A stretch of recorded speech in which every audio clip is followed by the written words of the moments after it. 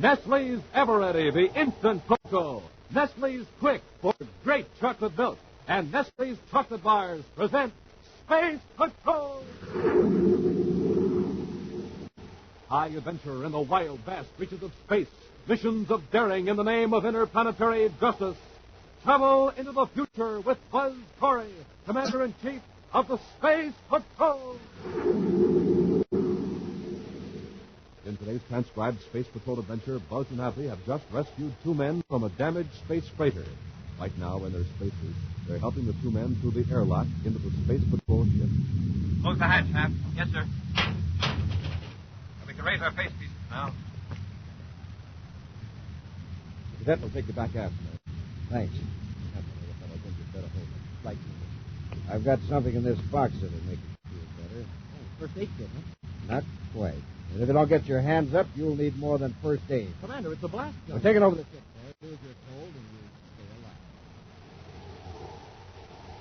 We'll return in just a moment with today's exciting Space Patrol adventure, The Voice from the Future. It's hot stuff. What's hot stuff? Nestle's Eveready Cocoa. That's hot stuff. That's what I said. Nestle's Eveready Cocoa is hot stuff. So what are we arguing about?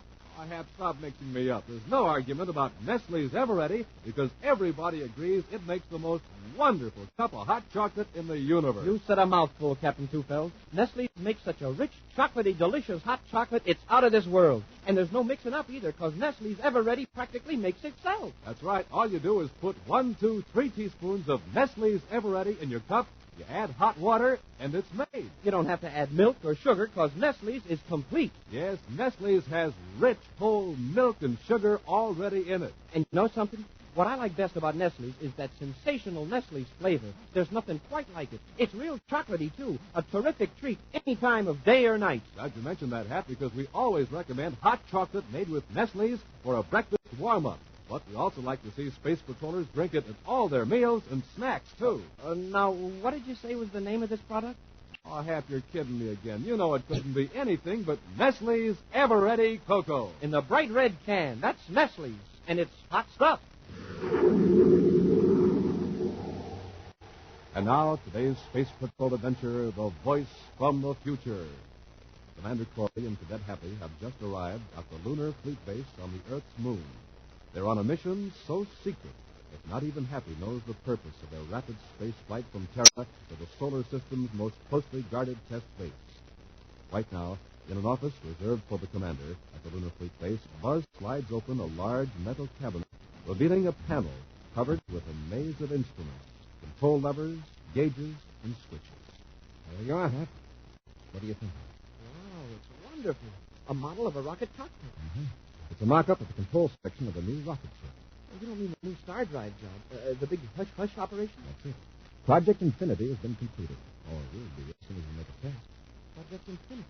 So that's what the code name stands for. The new star drive patrol ships. Well, when do we blast off? The engineers are making a final inspection now. Rather than get in their way, I thought I'd give you a special briefing on this model. Oh, that's sure needed. It looks different from the star drive control we've been using. Yes, sir. This is a multi-purpose ship.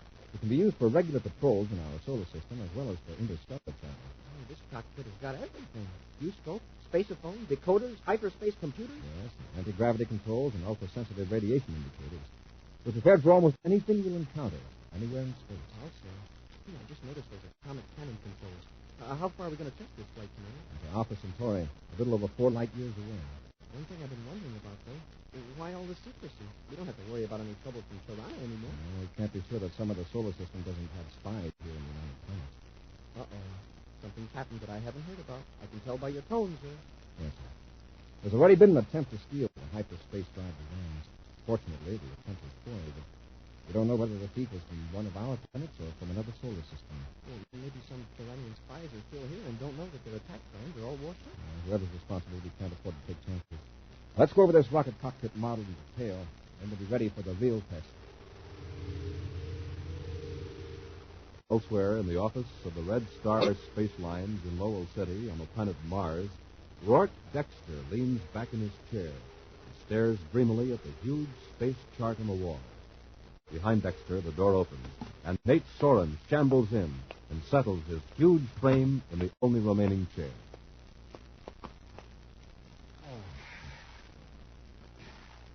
Something wrong, sir? There's something wrong, he says. I just made my last flight for Red Star. I'm out of a job. Man, working for Red Star is no recommendation. I'll be lucky to get a job shipping paint. Trouble with you, Soren, is you're always looking on the dark side of things. What other side is there? Things are as black as... What was that space chart? Look, there goes our last ship. When it sets down at Jupiter City, that light will blink out. You will be operations chief of a grounded fleet. Those old traitors have served their purpose. They sure have, Dexter, and so have you. I just hope you made a fortune out of hijacking cargo from other outfits. You're going to have to live on it for a long time. Soren, how would you like to continue working for me? Doing what? Anything you know. Spaceship. Huh. We're going back into the shipping business. Under a different name, I suppose. Ah, that's right. The Space Patrol will get on to us in no time. That wouldn't do them any good. We'll never be able to catch them. You crazy? They caught us before, didn't they? That's why we're both out of a job, remember? Soren, listen. We're going to have an interstellar ship with star drive. We make our deliveries through hyperspace. Oh, I know you're crazy. Am I? Listen to this. Ford is going to test one of those new star drive ships. He's at the Lunar Fleet Base right now. How'd you find that out? Oh, I have very good sources of information. I almost got a copy of the designs of the new rocket cockpit. When my agent failed, I got the idea of stealing the ship itself. It's much better. It saves us the time and expense of building one of our own. What's my cut? 25% of our profit. And that's pretty good for a pilot. And you don't take the risk you did under the old setup. Well, all of a sudden, this is beginning to make sense. Of course. And as I say, there's no risk. Once you got into hyperspace, the Space Patrol can never trail you. The big question now is, how do we get that new ship away from the Space Patrol? I've got it all figured out. The test vector is supposed to be top secret. But I picked up a little information. And here's the way we know. Meantime, back at the Lunar Fleet Base, Buzz and Happy are in the rocket cockpit of a new star drive ship, all set to blast off. Menacori aboard test ship SD-1 calling Lunar Space Control. Space Control Luna here, Commander. Request space lock clearance for immediate blast off. Space lock number 3, ready as ordered. Space lock 3 confirmed. Corey out. Set magnetic compensator for space lock 3. Huh? Yes, sir.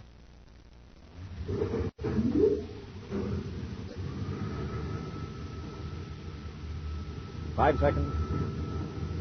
3 seconds. Fire rocket.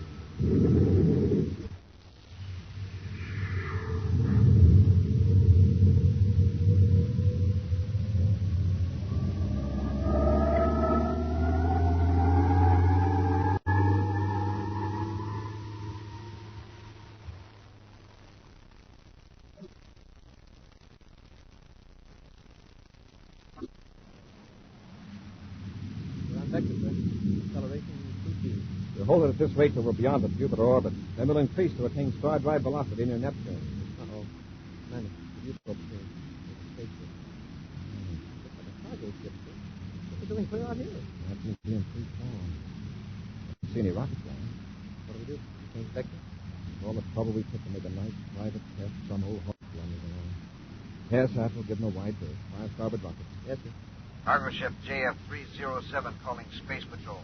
Emergency. Emergency? Is that him? Get the space patrol and fix before we answer. Cargo ship JF-307 calling Space Patrol ship now 10 DUs off our starboard. Emergency. Yes, sir, it's him. He's calling us. I know what his trouble is. It's not too serious. It'll alert the Jupiter Patrol unit. Space Patrol, a cargo ship, JF-307. What's your difficulty? We're badly damaged. Our power's out. We've got to abandon ship. We're in spacesuits now. Can you hold out in free fall until the tow ship gets here from Jupiter? We're in a real spot. My partner's injured, and we're taking a lot of radiation. Radiation? Yes, something went wrong with our reactor shielding. What happened? A meteor hit you? Worse, sabotage. We'll get you off that ship right away. How many are aboard? 2, my partner and I. He's injured. Yes, but he can walk. Look, the radiation count's way above the danger point. It'll take you several minutes to maneuver into position. We'll make it as fast as we can. Oh, wait. You got a space raft aboard? Yes, I was just about to suggest it. Fine. You get your friend aboard the raft and get away from your ship. Even a few hundred yards will cut down the radiation count considerably. Hurry, Corey, out. Well, Hap, you're going to have to lay out. You've got to see that those men get medical attention as soon as possible. Okay. Bring out a couple of spacesuits, Hap. You'll have to help that injured man into the airlock.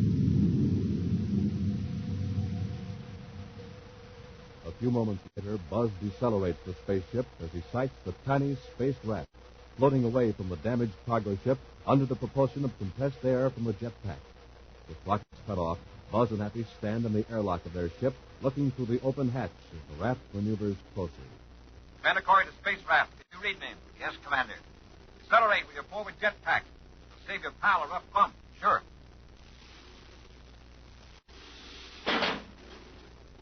Raft is secured, sir. Magnetic field is holding it steady. Partner conscious? Yes, but he's pretty weak. We'll help him aboard. Come on, pal. On your feet. We're safe now. That's it. I've got his arm. There you go. Have steady him while I help the other. I can manage fine, thanks.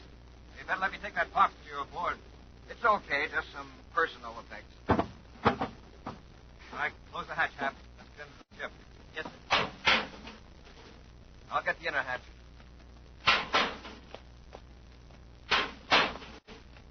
Okay, we can raise our face pieces now. Well, the cadet will take you back after you can get out of those spacesuits. Hap, that injured man is pretty weak. Better hold him. Yes, sir. I've got something in this box that'll make him feel better. Oh, first aid kit, huh? Not quite. If you don't get your hands up, you'll need more than first aid. Commander, it's a blast gun. You're taking over the ship, Corey. Just obey orders. You'll find it's a simple way to stay alive. We'll return to Space Patrol in just a moment. Now hear this, Space Patrollers, the most important announcement we have ever made.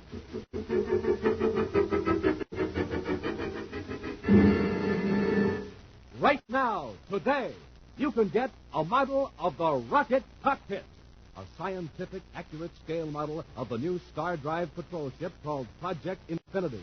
It's the very one Commander Corey and Cadet Happy are testing in this exciting adventure. Gang, listen to this. Your model rocket cockpit has everything the real one has. A big moving viewscope that shows you all the major planets and tells you their names. You can send and decode secret messages with the master coders. They have a system that will be known only to space patrollers. And you'll get a big bang out of the sensational atomic cannons. They have real sighting mechanisms, and you can fire projectiles accurately from port or starboard side. You'll control gravity with the thrust handles that govern special rocket mechanisms. And you'll be able to set the special time computers to star drive, the secret invention that takes you through time at heretofore unbelievable speeds. Yes, gang, your model rocket cockpit has all these moving parts and plenty of other dials, computers, and control devices. And it's so real-looking, you'll feel you're in your own ship, having all kinds of exciting adventures for yourself and your pals. Your rocket cockpit stands more than a foot high, almost 2 feet wide, and it has 9 moving controls. And there'll be lots more fun for you if you can follow along in your rocket cockpit and receive the secret messages the commander will be sending out from time to time. Now, I'm sure that every one of you listening today will want to send for your very own rocket cockpit. So here's what you do.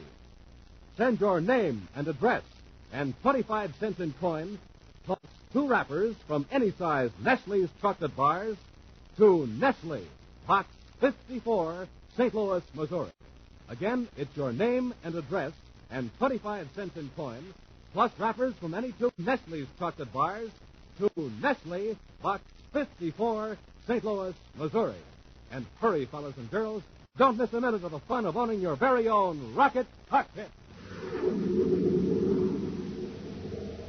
And now, back to our Space Patrol adventure, The Voice from the Future. Buzz and Happy are making a test flight of a new star drive ship when they're hailed by a cargo ship claiming to have been sabotaged. Leaving the 2 occupants of the cargo vessel to be in danger of radiation from the damaged ship, Buzz orders them to launch a space raft and leave the wreck. The space patrollers pull the 2 men aboard their ship, whereupon one of the men suddenly produces a blast gun from a metal box he's carrying. As he orders Buzz and Happy to raise their hands, the other man, supposedly injured, briskly steps forward. Keep them covered, Sora. Walk. Yes, Commander. By the way, I owe you something for putting the Red Star line out of operation. You did that yourself by your crooked method. I am back in business, Corey, as of this minute. Let's not stick around here too long, Dexter. We better make Corey get us away from here. We will need him to operate the regular rocket drive. Besides, there is probably a technical manual aboard if we get stuck. In fact, I think all you do to cut in the rockets is press this lever. You got it!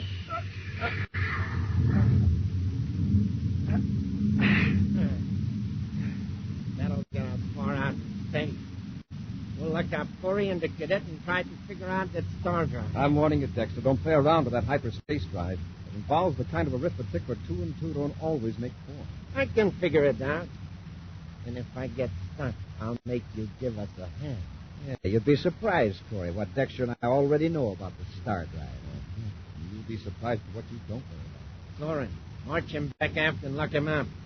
I'm going to get this ship into hyperspace before Corey's outfit starts searching for him. Locked in an aft compartment of the ship, Buzz and Happy are helpless as Dexter and Soren fumble with the star drive controls. You think they'll be able to work it, sir? They might hit on the right procedure just by chance. Maybe one of the other ships will come along looking for us when we don't report back. They're going to stop Dexter. They better do it before he stumbles onto the star drive. They've hit the combination. We're going into star drive. They aren't up at peak rocket velocity. I'm blacking out. So am I. I bet they are, too. If we come to first, maybe we can break out of here.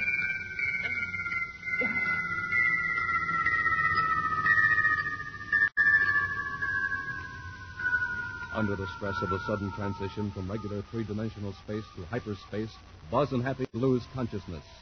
Then, as they lie on the deck of the compartment, they dimly become aware of the strange pulsations of a hyperspace drive. For what seems like hours, they're unable to move. Even their minds are sluggish, unable to concentrate. At last, Buzz struggles to his feet and tugs at Happy. Come on, Happy.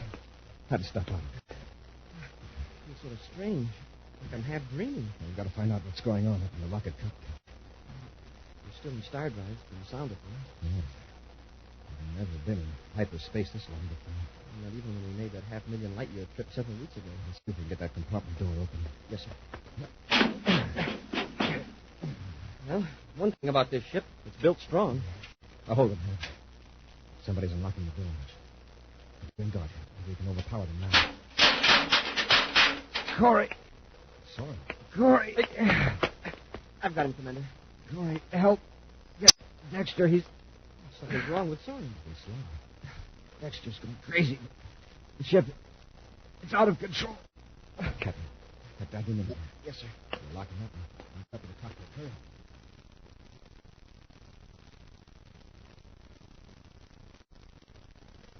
Dexter's just standing there, staring at the controls with his back to us. We still have that blaster. All right, Corey. Take it easy. I got you covered. Got yourself in a fine nest, Dexter. Are you going to get me out? Fix the star drive. Go on, get busy. What did you do to your pal, Soren? He ran off his rockets. I had to slug him. Where is he? He's locked up back there. He said you were crazy. Tell me what's wrong. Everything's black outside the ship. No stars, nothing, just pitch blackness. It's the way it always is in hyperspace. You're in another dimension. Light doesn't register. There's some light. I saw it. Flashes of blue and violet, real mixed up and crazy. Corey, you got to get us out of this. Just keep under control. I'll take a look at the hyperspace computer. Are these instruments exactly as you first set them up? No. I blacked out. And when I came to, that blackness out there got me worried, so I started turning the dial. You really messed things up. You aren't supposed to change a thing while the ship's in hyperspace. It throws us clear off vector. You can fix it. You got to. Look, there are millions of possible combinations of settings. We might spend the rest of our lives in hyperspace trying to find a setting that would bring us out in regular space. Well, don't stand there talking. Do something. Remember, Dexter, we're in this space because you were doing something. I couldn't help it. The darkness and then those flashes and the voices. Those voices were the worst of all. Voices? What voices? From the spaceophone. It was gibberish and strange yowls. They about drove me out of my mind. I cut them off. I didn't think a spaceophone would work in hyperspace. Ordinarily it won't, but Dexter has things so messed up, we'll try.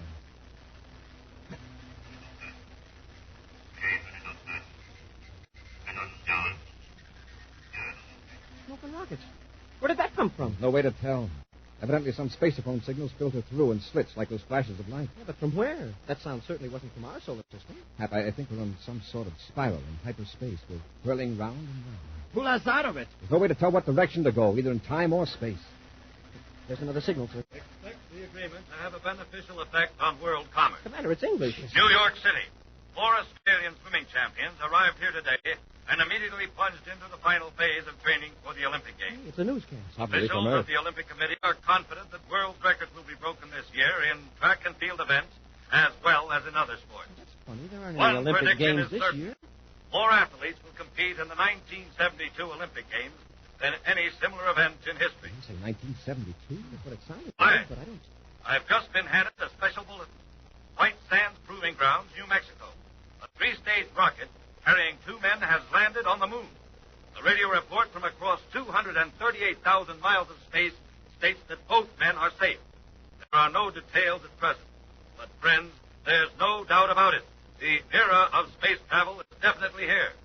We'll keep you informed of further... Hey, is that guy nuts?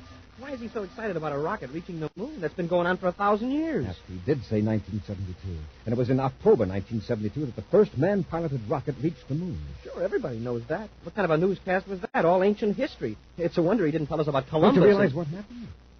We picked up a broadcast that left Earth over 1,000 years ago. What? It's our yardstick, our measuring line. Now you're sounding crazy. Let me adjust that time computer in the rocket cockpit. Now we know our approximate position in hyperspace.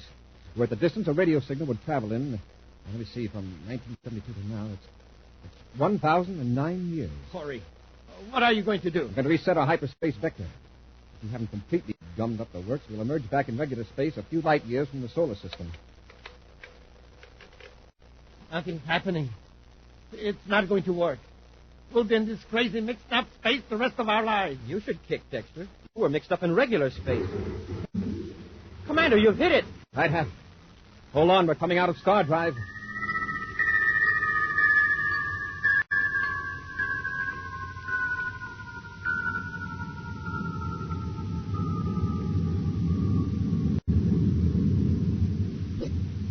Commander, you did it. Look through the viewport. Stars, hundreds of them. We're back in regular space. Where are we? Are we near the solar system? Let's check. There's Orion, Hercules. And over there is Andromeda. The solar system is about 5 light years in that direction. Good. Set up the computer. It'll be fairly simple this time. Hey, Commander, I've been thinking about that news broadcast that we picked up. Yes, Hap, what about it? That was something that happened 1,000 years ago, and yet we heard it just as though it was taking place in the present. It was probably a rare freak condition in hyperspace. A leak through the space-time warp. Something we can't regulate. Well, if it happened to an event in the past, could it happen to a future event? I mean, could we pick up a broadcast of next year's news? It's an interesting idea, huh? Offhand, I'd say no, but there's a lot we don't know about hyperspace. Quit the chatter and set up the vector. It's all set. I'll cut in the star drive. No, you don't. I'll take over from now on. I know how to operate the star drive now. I don't need you. You'd better think twice, Dexter. I know what I'm doing. I'm locking you up. And when we're back in the solar system, I'm turning you over to the big boss. And who's that? You'll find out soon enough. Now get back up. I'll let Foreign out and lock you up.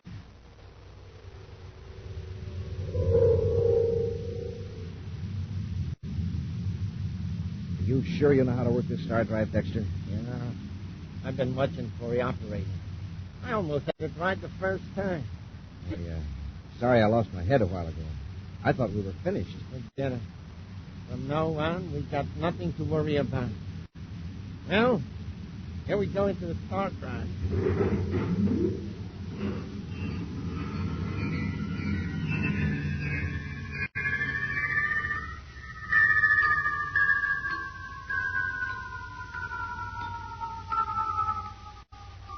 Okay. There's no blacking out.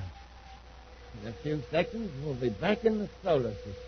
Say, you really have got it down. Official Space Patrol bulletin from Terra headquarters. Well, it's Corey's voice, but Corey's back up. Attention all units to bulletin dated October 3rd. What's going on here today? Is this... Shut up! Discontinue search for star drive test ship and the new rocket cockpit. The ship has been returned to Lunar Fleet Base. The thieves, Rourke Dexter and Nate Soren, were captured yesterday and are being held at Terra headquarters. End of report. Corey out. What does he mean we're captured? We're right here and... Dexter, what's the matter? The cadet was right. In hyperspace, you can pick up future broadcasts, just like you can the past. What are you talking about? We heard what is going to happen tomorrow. Somehow, Corey and the cadet are going to overpower us. Not if we fix it so they can't. Let's finish them now. In the locked compartment, Buzz and Happy carefully placed their inflated spacesuits in a sitting position on a bunk while listening intently for a sound at the door. Just the helmets or the face pieces are away from the door, Hap. We want the suits to look occupied, at least at first glance. Yes, sir. Do you think Dexter will fall for that spacephone call? I'm not sure. We'll give him a rough joke. After what I heard a while ago, I think maybe I believe a future broadcast myself. Hap, get back against the wall next to the door. I hear someone.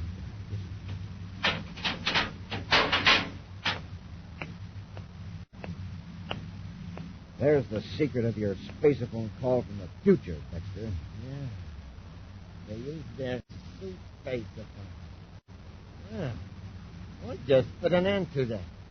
Get out of that bunk, Corey. You too, cadet. Yeah, your little practical joke is going to prove fatal. For you. Get sore and Hap. I'll handle Dexter.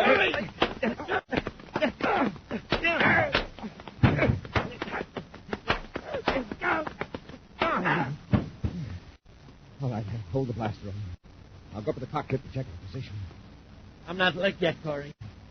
And don't think your fake spaceophone call fooled me. I knew all the time it wasn't the broadcast from the future. That was no fake, Dexter. Every word about your capture is true. That same bulletin will be spaceophone tomorrow, won't it, sir? Yes, Hap. Here's the ironic part of it, Dexter. You made it come true by trying to make it false. An action preview of next week's exciting Space Patrol adventure in just a moment. Say, is it true that space patrollers can now get models of the new rocket cockpit? That's right, Hap. We're offering every space patroller a model of our new rocket cockpit for his very own. Smoking rockets, Commander. That's cosmic. A model of the rocket cockpit is so real, we use it as a trainer. And it has so many moving parts, so many terrific controls. It certainly is the most exciting offer we've ever made. Space patrollers, your rocket cockpit is an exact model of the one on our brand new Star Drive ship. It has a big moving viewscope, special gravity controls, master coder and decoder, big, powerful atomic cannons you can actually fire, and, of course, the special time drive computers that enable you to fly through time into hyperspace. Wait till you see it. It's more than a foot high and almost 2 feet wide. Boy, will you want to get one, and fast. Gang, here's how to get your rocket cockpit. Send your name and address and 25 cents in coin, plus the wrappers from any 2 Nestle's chocolate bars, to Nestle, Box 54, St. Louis, Missouri. That's Nestle, Box 54, St. Louis, Missouri. And now, a preview of next week's exciting Space Patrol adventure. Buzz and Happy are on Mars, searching for a special piece of electronics equipment from another solar system. A girl guides them to a room where 2 men are carrying a heavy instrument. Just what is that instrument, Gathers? I don't know. An acquaintance asked us to get it. Set it down, Gordon. Hey, look out for that chair. How clumsy of us. It smashed to bits. Well, maybe it can be fixed. Here, I'll help you pick up the pieces. Don't bother. Get! Oh, get us! Hey! Get the girl, Gordon. I'll cover these 2 with a blast gun. Be sure to be with us next week for the thrilling story, Message to Arctrona on Space Patrol. Space Patrol, created by Mike Moser, starring Ed Kemmer as Commander Corey and Lynn Osborne as Cadet Happy, was written by Lou Houston, produced and directed by Larry Robertson, executive producer Helen Moser. Other players were Norman Jelly, Ken Mayer, and Bela Kovach. Dick Tufeld speaking. Now, don't forget to tune in next Saturday and every Saturday for exciting action on Space Patrol.